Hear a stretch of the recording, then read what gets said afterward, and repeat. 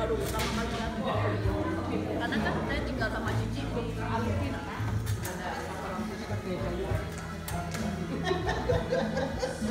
Dulu baru pertama kali. Hai Herwi, Ayus Darni, Eyal, halo, Mama.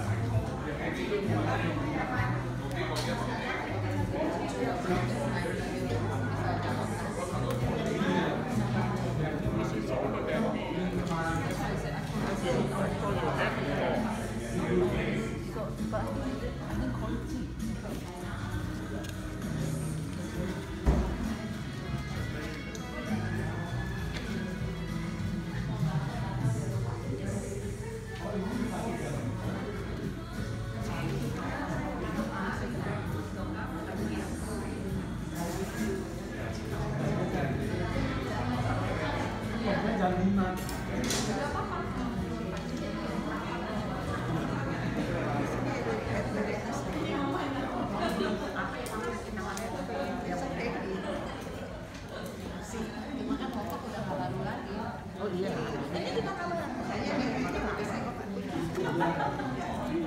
Oke.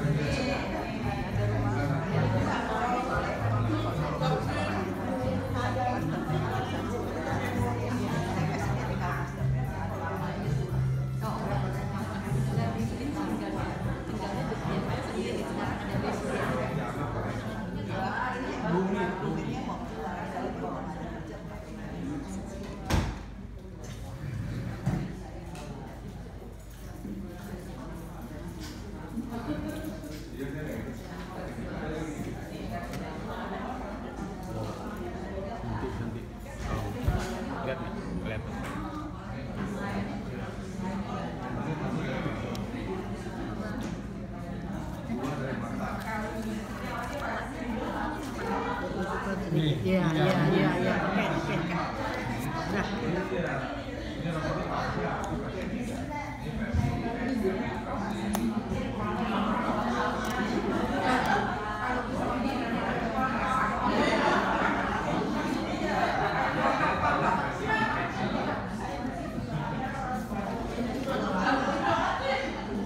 Cuman di atas loh.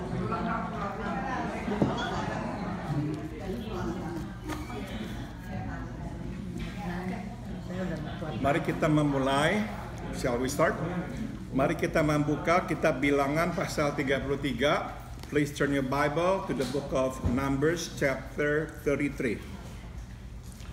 Kitab Bilangan pasal 33. The book of Numbers chapter 33.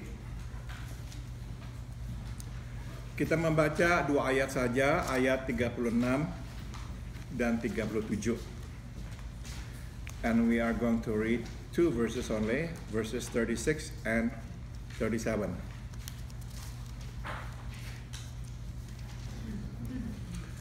Mari kita membacanya bersama-sama. 1, 2, 3. Mereka berangkat dari Ezion Geber, lalu berkemah di padang gurun Zin, yaitu Kadesh.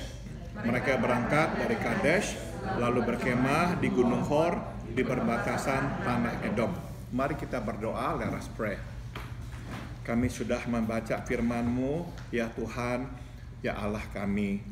We have read your word, O Lord our God. Sekarang kami mohon, jelaskanlah supaya kami mengerti. And now we pray, please explain this to us so we will understand it.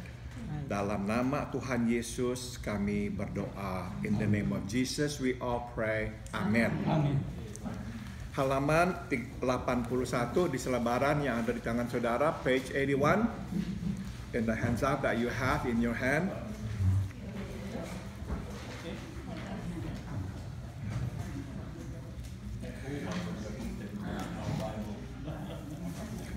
Oke. Pasal 33 berisikan catatan perjalanan, tambahkan kata perjalanan. Umat Israel dari Mesir ke Kanaan. So, chapter 33 of the book of Numbers gives us the journey of the people of Israel from Egypt to Canaan. Sebagaimana dapat kita baca, ada begitu banyak tempat yang disinggahi, namun yang menarik adalah ada satu tempat persinggahan yang paling lama, tambahkan kata lama, yaitu Kadesh. So as we can read here in chapter 33, there are so many places that Israel actually have visited or stopped. But what's interesting is the longest place that they actually stopped is Kadesh. Dari ayat 36 kita ketahui bahwa Israel berkemah di padang gurun Zin, secara tepatnya di Kadesh. So from verse 36, we know that Israel pitched their tent in the Zin desert, the wilderness of Zin, specifically an area called Kadesh. Di wilayah ini mereka tinggal selama 40 tahun. So you see, they live in this area, Kadesh, in the wilderness of Zin for about 40 years. Jadi, lama waktu yang terbentang antara ayat 36 dan 37 adalah 40 tahun. So you see the time gap between verse 36 and verse 37 is actually 40 years. Ya, supaya kita jelas, kita ulang lagi ya, kita lihat ya. Di ayat 36, mereka berkemah di padang gurun Zin, yaitu Kadesh. As you can see here, they set their tent in the wilderness of Zin, which is Kadesh. That's verse 36. Verse 37, mereka berangkat dari Kadesh. You see, that happened 40 years later. Jadi mereka berangkatnya itu 40 tahun setelahnya.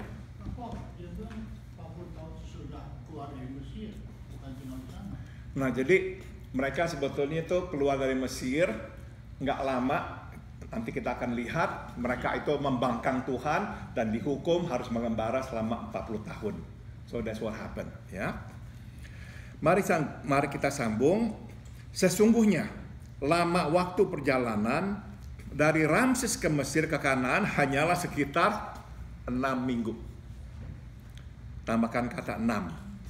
You see, the fact is, it only would take about 6 weeks to travel from Ramses in Egypt all the way to Canaan. Only 6 weeks. Jadi, dari Ramses, Mesir, mereka turun, kemudian menyeberangi Laut Merah, masuk ke semenanjung Sinai. So from Ramses in Egypt, they go down and they cross the Red Sea and enter the Sinai Peninsula. Mereka tidak langsung menuju ke Kanaan, melainkan dituntun Tuhan untuk menyusuri, tambahkan kata menyusuri, semenanjung Sinai ke selatan, sebelum akhirnya naik ke utara menuju ke Kanaan. So you see, they do not go straight to Canaan, but God leads them through the coastline on the Sinai Peninsula, all the way down to the south before they go up north toward Canaan.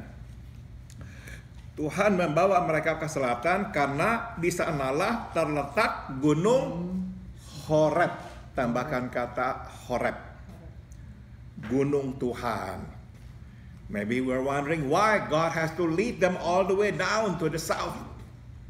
Instead of going straight, they have to go down because down there at the end, at the tip of the peninsula, there is a mountain, and that's called Mount Horeb, the mountain of God. Di sanalah Tuhan menampakkan diri dan memanggil Musa. You see, that's the mountain where God appeared to Moses and called Moses 40 tahun sebelumnya. See? Di sana pula lah Tuhan mengadakan perjanjian, tambahkan kata perjanjian, dengan Israel. Ia menjadi Allah mereka dan mereka menjadi umatnya. And over there, Mount Horeb, God made a covenant with Israel that He would become their God and they would become His people. Sambung lagi.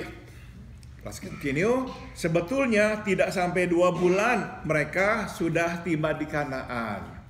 So actually, not even 2 months time, they would have arrived in Canaan from Egypt.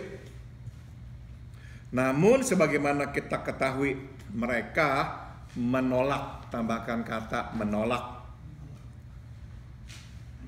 Masuk karena takut kepada penduduk Kanaan dan tidak percaya bahwa Tuhan sanggup menyelamatkan mereka.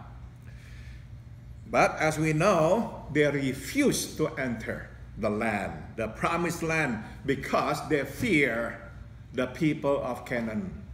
Remember, they complained that, oh, we see giants over there, so we're not going to go in.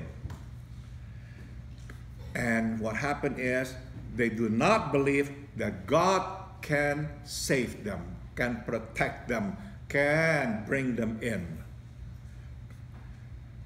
Sebagai akibatnya Tuhan menghukum mereka. Consequently, God punishes them. Selama 40 tahun mereka mengembara, betul. Tambahkan kata mengembara di padang gurun. So God punishes them. For 40 years, they have to wander in the desert. Itulah padang gurun Zin. And that's where wilderness Zin is. Saudara, jadi bayangkan petanya seperti ini ya. Maybe you can imagine ya. This is the map. Ini kira-kira Israel ya, saudara. Persis di bawahnya ini nih ya, ada padang gurun. Itu padang gurun Zin. So if you want to know, just imagine this. This is Israel, Mediterranean Sea. This is Israel. Right underneath, south of Israel, that's wilderness Zin. So you see they're so close. Just one more step before they enter the land of Canaan.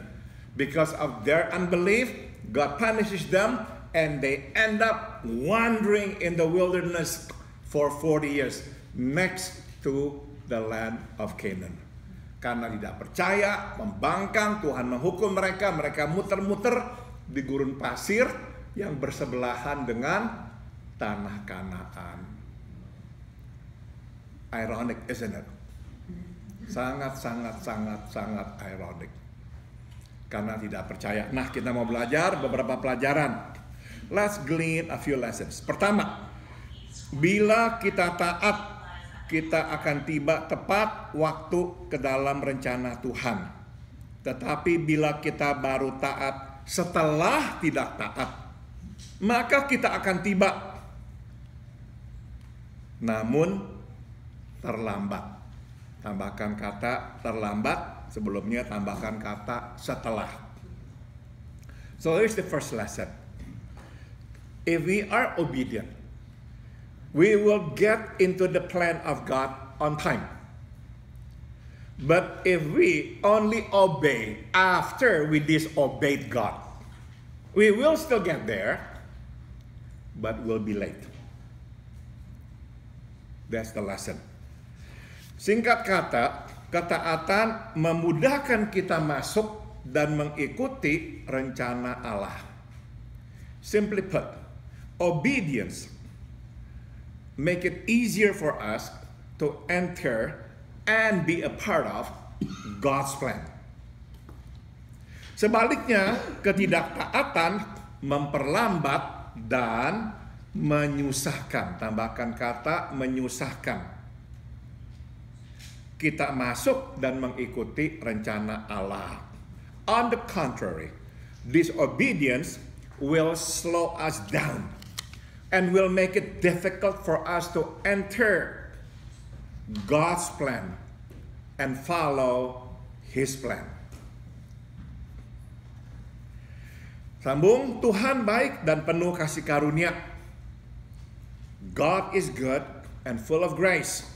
Itu sebab Ia akan tetap memasukkan kita ke dalam rencananya dan menurunkan berkat-Nya asalkan kita bertobat. Tambahkan kata bertobat.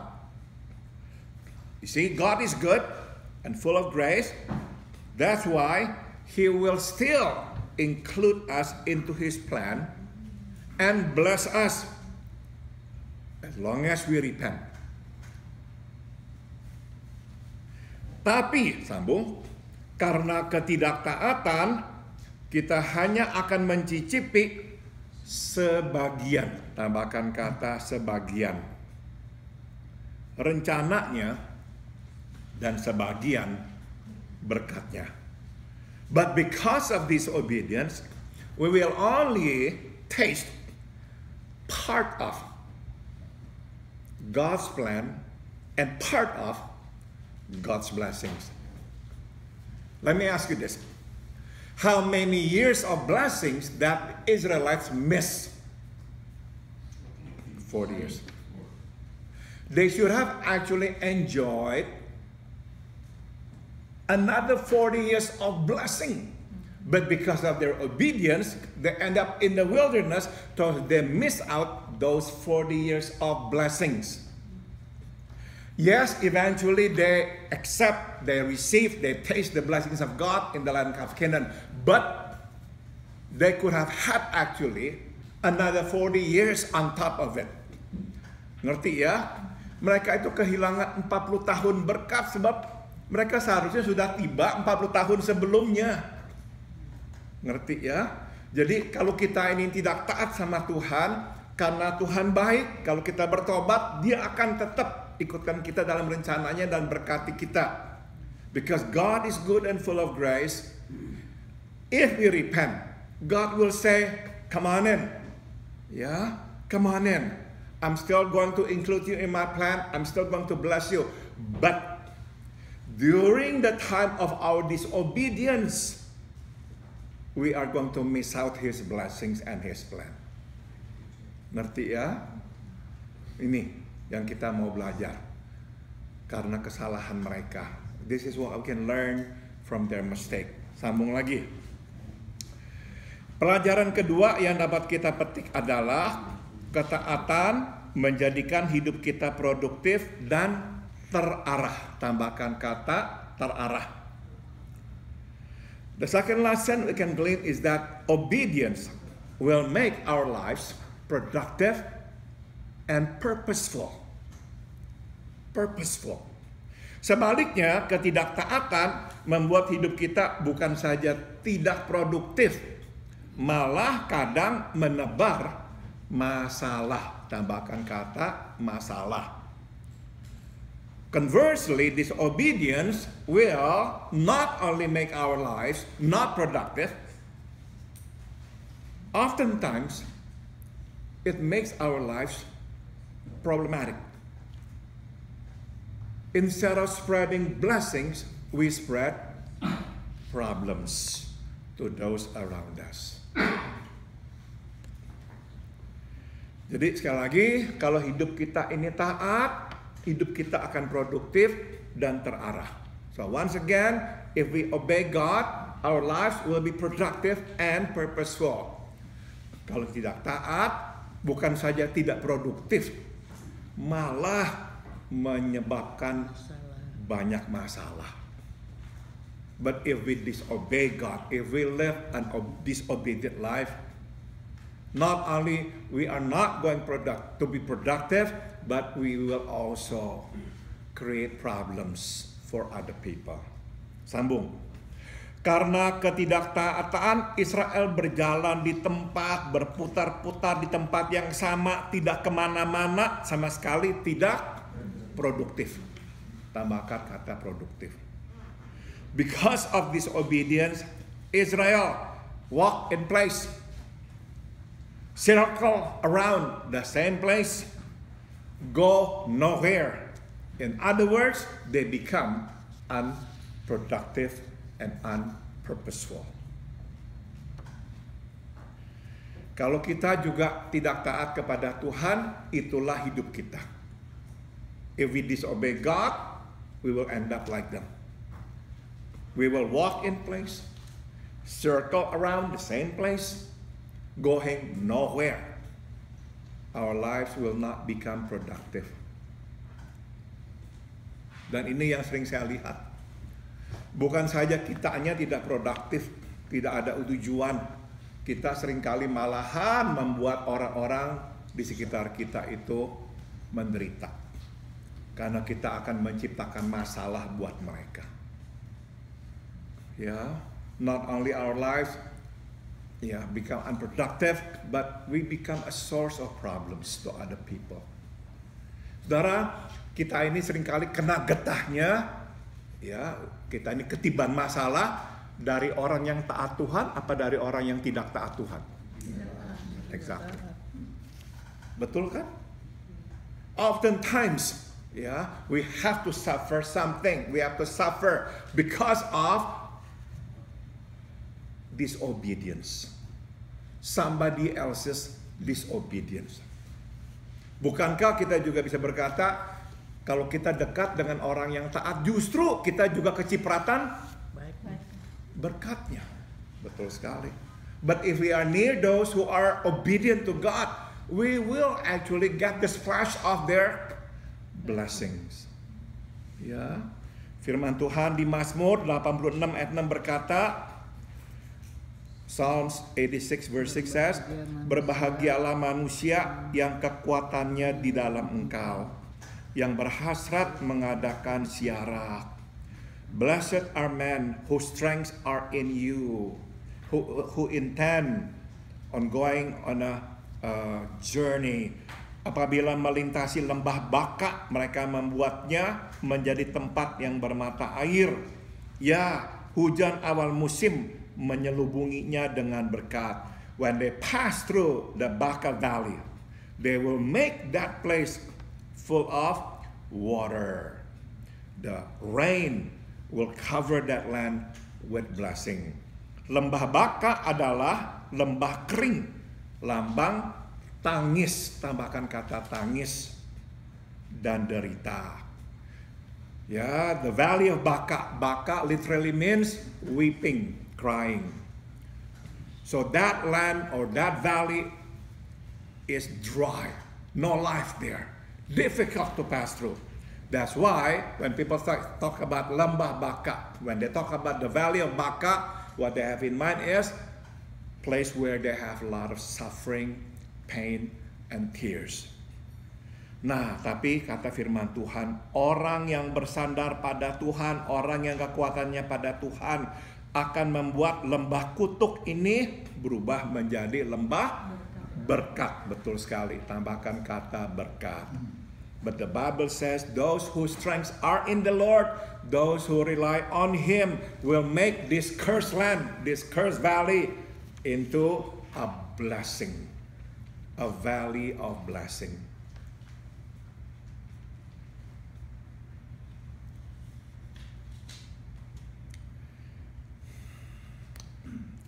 Jadi saudara, kita ini mau berpikir lebih luas ya. We want to think outside the box and we want to think broadly now. Kita tidak hidup lagi buat diri kita. We don't live for ourselves. No, we don't. Kita hidup buat Tuhan dan itu berarti hidup buat banyak orang. We live for God and that means we live for a lot of people. Not only us. Dan ini yang kita mau ingat. Kalau kita hidup benar, ternyata saudara, berkat untuk orang akan benar-benar luas dan banyak.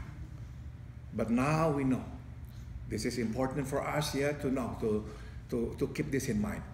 If we live obediently, we will actually spread so many blessings to others around us.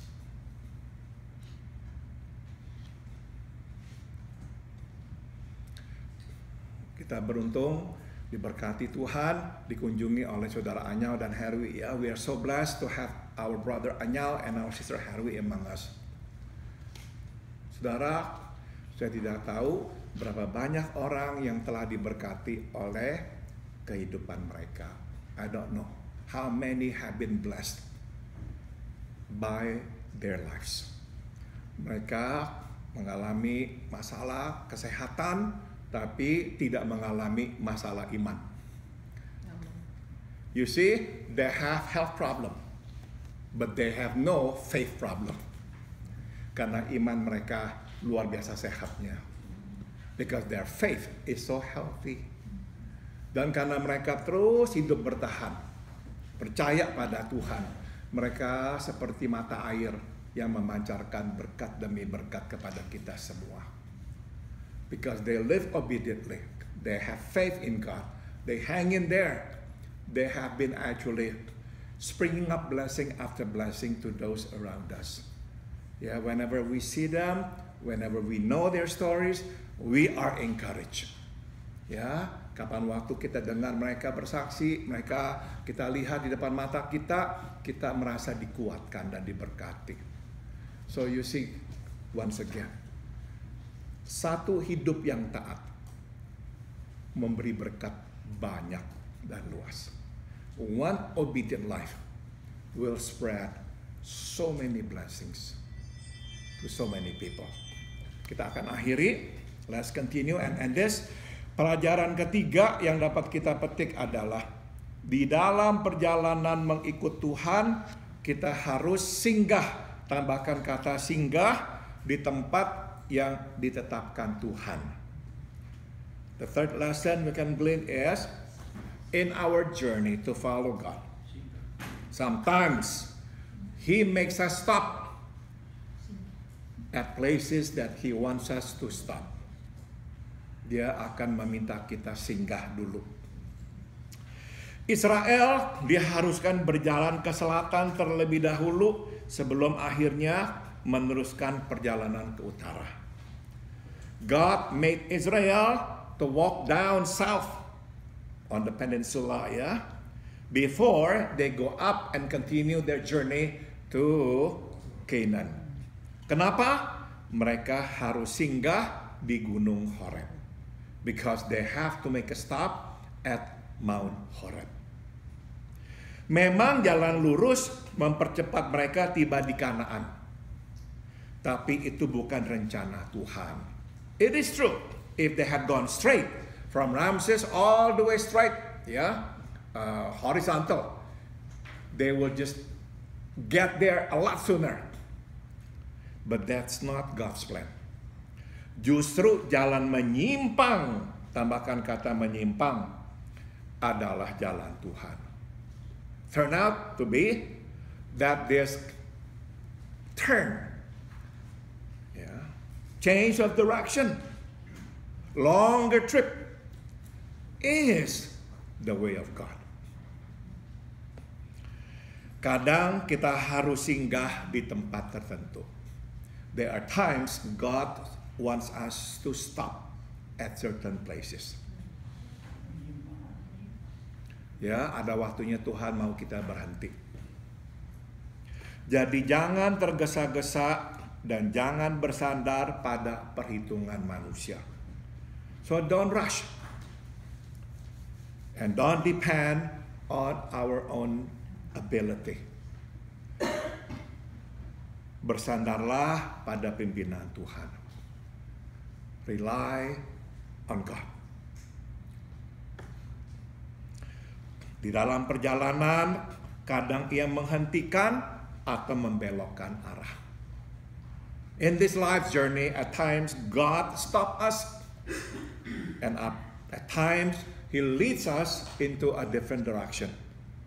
Karena Ia ingin kita melakukan sesuatu untuknya. And oftentimes when he does that, because there's something that he wants us to do for him. We have to stop here because he wants us to do something for him. He wants us to make a turn here because he wants us to do something for him.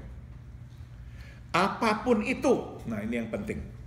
Di tempat itu di mana kita stop ya, kita akan melihat, tambahkan kata melihat Tuhan. Karena ia akan menampakkan dirinya. Wherever it is and whatever it is, doesn't matter. If we stop at the place where he wants us to stop, if we make a turn where he wants us to make a turn, there we will see him. Because there he will appear to us. Saudara, bayangkan Israel berkata, oh gak mau ke Gunung Horeb langsung saja. Apakah mereka akan bertemu dengan Tuhan di Gunung Horeb? Apakah mereka akan menjadi umat Tuhan di Gunung Horeb? Oh, saudara, dengan kata lain mereka akan kehilangan berkat yang luar biasa besarnya. You see, if they had disobeyed God and said, I don't want to go down a lot farther, why should I? Just go straight, I'll get there sooner. Okay, you'll get there sooner. But you will miss out so much. Because on Mount Horeb, they saw God. Remember the story? Moses turun membawa 2 tablet, 2 log batu berisikan 10 hukum Tuhan. Remember Moses brought 2 logs of stone, of rocks, yeah, containing the 10 commandments of God. Dan di sana juga mereka melihat kemuliaan Tuhan. And also on Mount Horeb they saw the glory of God because God appeared to them. If they had gone straight, they would have missed out all of this. Dan yang terpenting, kalau mereka nggak ke Gunung Horeb, Tuhan tidak mengikatkan diri ke dalam satu perjanjian menjadi Allah mereka dan mereka menjadi umat Tuhan. If they had disobeyed God, they would have missed out that privilege to be the people of God. And God would become their God. Jadi saudara, kadang Tuhan memang kayaknya bikin kita susah ya. Aduh, kok harusnya sudah sampai jadi lama ini gara-gara Tuhan ini. Sometimes we complain to God, I should have been there, I should have become this person, I should have become that person. But because I obeyed you, I'm now late, I'm behind. No. Because the greatest blessing is here, not there. Amin. Ada pertanyaan atau komentar? Silakan. Ya. Ini yang terakhir,